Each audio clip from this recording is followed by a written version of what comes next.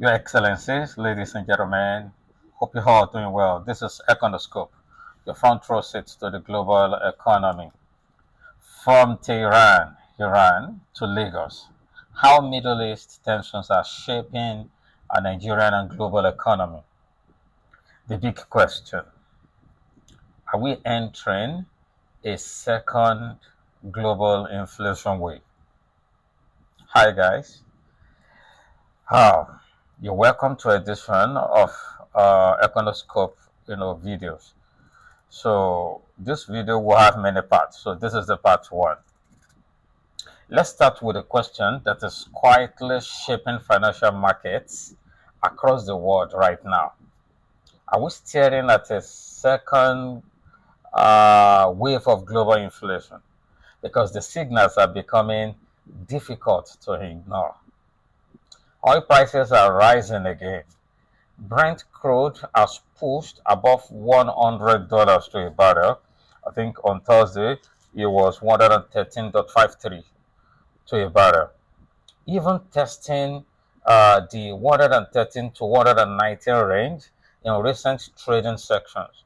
So at the same time, major central banks are beginning to slow down on even pause planned rate cuts.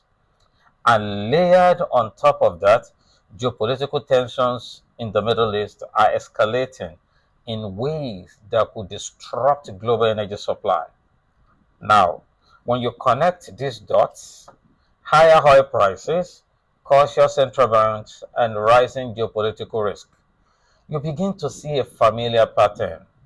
This is the same combination of factors that historically precedes inflationary pressure across global economies.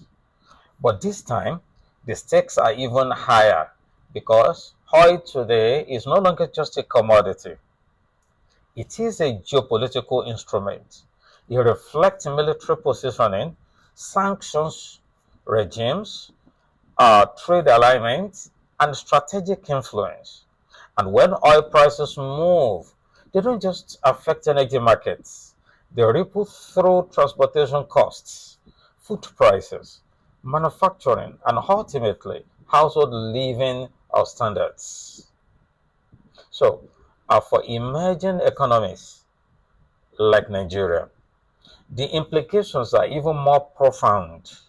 Higher oil prices may improve government revenue on paper, but at the same time, they translate into higher fuel costs, rising transport fares, and increased food inflation for everyday citizens.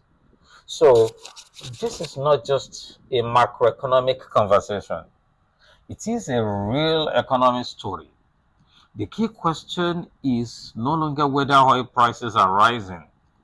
The real question is what happens next and who bears the cost. Now, part two, Strait of Hormuz. The Strait of Hormuz that controls the world.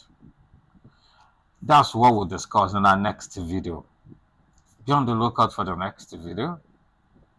See you in the next video. Follow Econoscope, like our content, reshare, and repost. See you in the next video. Bye.